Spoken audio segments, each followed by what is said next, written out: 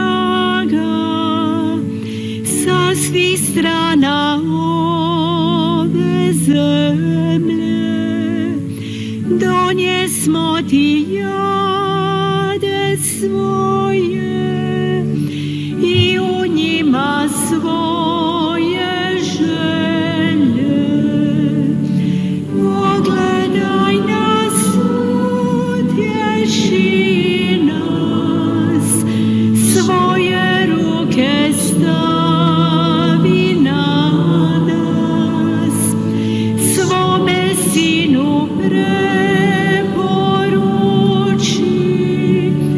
majko mira moli za nas.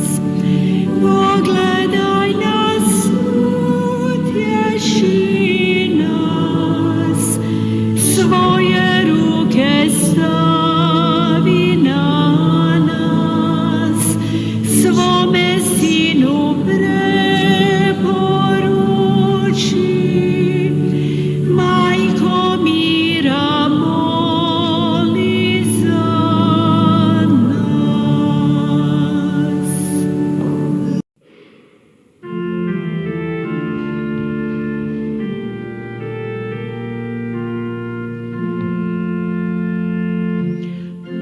Alleluja, alleluja, alleluja.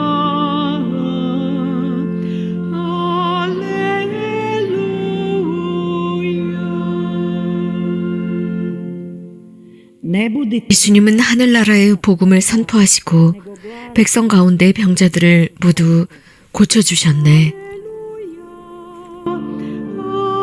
할렐루야, 할렐루야.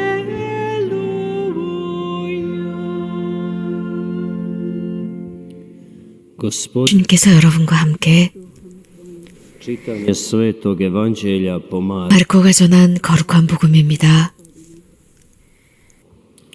U ono vrijeme 그때 예수님께서 회당에 들어가셨는데 그곳에 한쪽 손에 오그라든 사람이 있었다. 사람들은 예수님을 고발하려고 그분께서 안식일에 그 사람을 고쳐주시는지 지켜보고 있었다. 예수님께서 손에 오그라든 사람에게 일어나 가운데로 나와라 하시고 그들에게 말씀하셨다. 안식일에 좋은 일을 하는 것이 합당하냐? 남을 해치는 일을 하는 것이 합당하냐? 목숨을 구하는 것이 합당하냐? 죽이는 것이 합당하냐?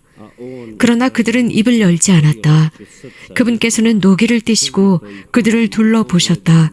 그리고 그들의 마음이 완고한 것을 몹시 슬퍼하시면서 그 사람에게 손을 뻗어라 하고 말씀하셨다. 그가 손을 뻗자 그 손이 다시 성하여졌다. 바리사이들은 나가서 곧바로 헤로데 당원들과 더불어 예수님을 어떻게 없앨까 모의를 하였다. 주님의 말씀입니다.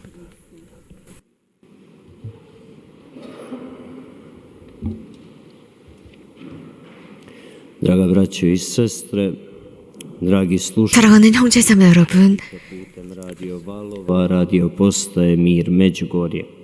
라디오 미 메주거리 방송을 통해서 미사에 참여하고 계시는 청취자 신자 여러분, 오늘 우리는 복음에서 특히 마르코 복음을 들었습니다.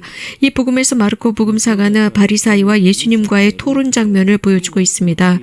즉 손에 오그라든 사람을 가운데 두고 한 토론이었습니다. 여기에서 바리사이와 예수님 사이에 굉장히 깊은 갭이 있는 것을 보여주고 있습니다. 즉 안식일에 관해서 그리스도와 바리사이 사이의 논쟁입니다. 여기에 그리스도의 새로운 가르침, 그분의 인성이 드러나고 있습니다. 오늘 복음 첫 부분에서부터 예수님께서는 바리사이에 관해서 어떤 생각을 하시는지, 바리사이는 예수님을 어떻게 생각하는지 보여주고 있습니다. 바리사이들은 예수님을 단죄하려고 기회만 노리고 있습니다. 오그라든 손을 가진 사람을 어떻게 그를 대하는지 보고자 했습니다. 그래서 안식일에 정말 그 사람을 고쳐주시는지 지켜보고 있었습니다. 성전에 들어간다라고 하는 것은 그것은 주님의 날을 지키고 주님께 영광을 드리고 그분의 사랑을 찬미하며 구원의 모든 창조 세계에 관해서 감사를 드리기보다는 그들은 예수님의 그 말씀과 예수님의 행동을 지켜보기 위해서 성전에 들어갑니다.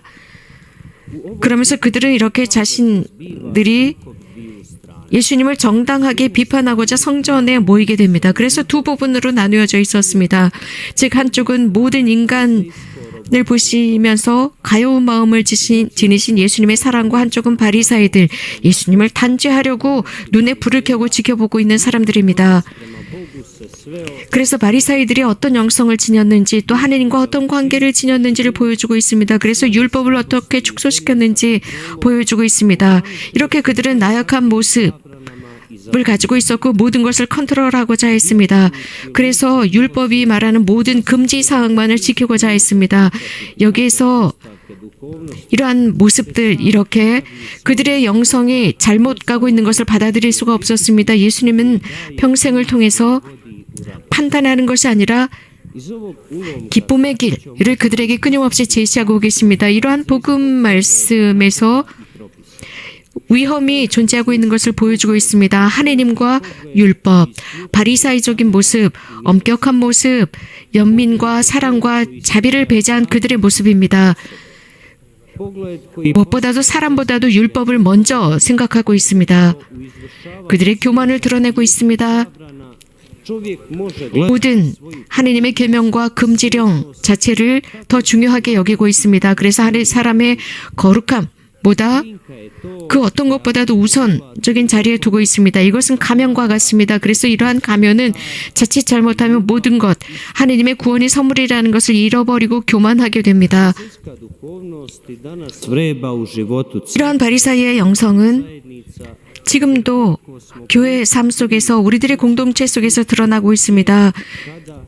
우리는 너무나도 자주 어디에서나 언제나 하느님께서 어떻게 활동하시는지 우리는 모릅니다. 그렇기 때문에 그분께 우선의 자리를 드려야 하지만 그분의 프로젝트에 우선의 자리를 드려야 합니다. 그러나 우리는 자주 여기에 한계를 둡니다. 그래서 우리들의 정의라는 잣대로, 우리들의 지혜라는 잣대로 이러한 모든 것들을 잊어버리고 교회를 먼저 갖다 대고 있습니다. 하느님께서는 당신의 자녀들을 사랑하시고 창조물을 사랑하신다는 것을 잊고 살아갑니다.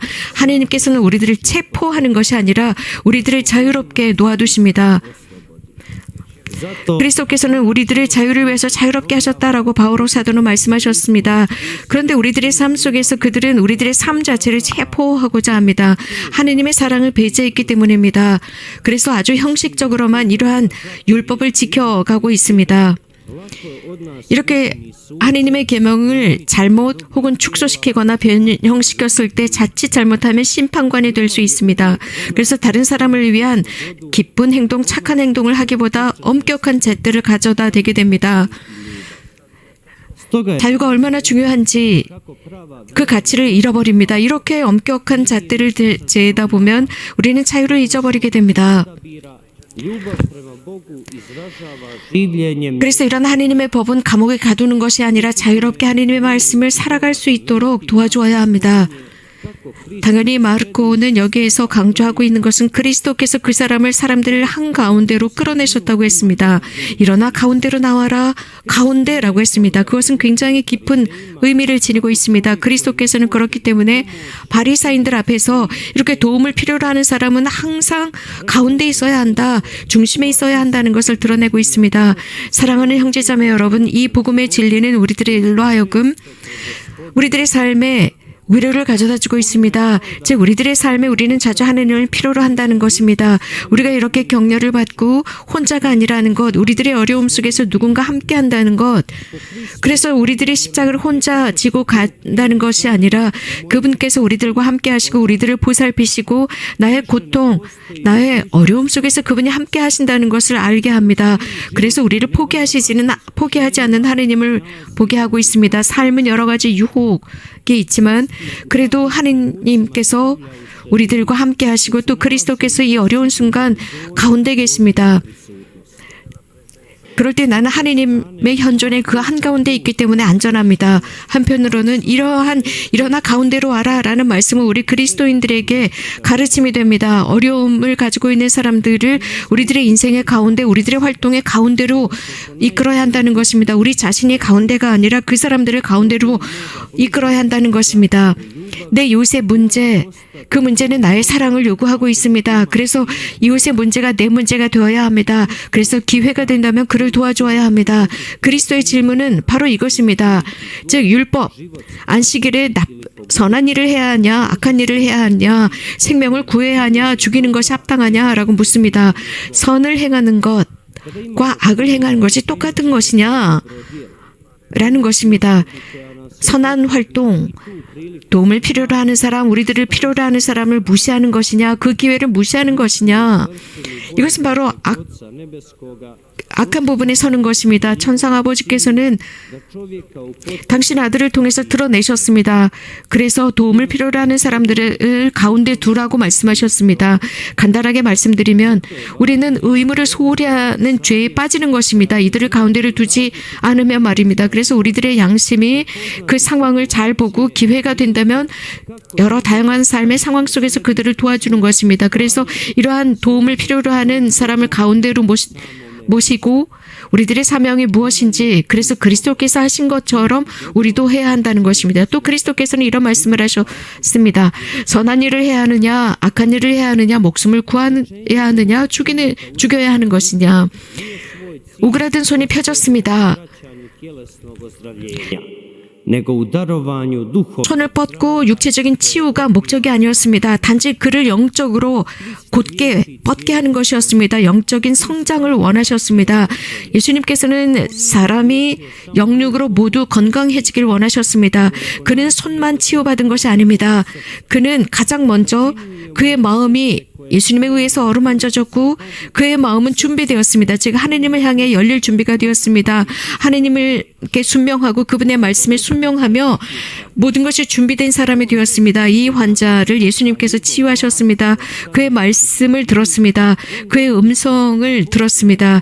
그 가운데 있었던 그 사람의 그 음성을 들었습니다. 그렇기 때문에 그의 음성을 들었기 때문에 손을 뻗어라 라는 말을 듣고 펼쳤을 때 성하여졌습니다. 이것은 신뢰였습니다. 그분의 말씀을 향한 신뢰였기 때문에 그는 고통 중에서 치유되었습니다. 하나님께 온전히 의지했고 그분의 뜻에 의지할 때 우리들의 마음은 치유받습니다. 평화를 얻습니다. 불안과 초조에서 행복과 기쁨으로 넘어갑니다. 우리가 온전히 완전하게 치유받습니다. 우리가 봉헌한 이 거룩한 미사 중에 주님께 청하도록 하겠습니다. 우리들의 삶을 당신의 사랑의 힘으로 어루만져 주십사 청합시다. 그래서 우리가 주님의 날을 바르게 깨닫고 주님의 도움을 바르게 청하며 그분의 지혜를 청해서 우리들의 필요만을 가운데로 끌어들이는 것이 아니라 도움을 필요로 하는 사람들, 우리들과 관계를 맺고 있는 사람들을 우리들의 삶의 중심에 놓도록 합시다. 아멘.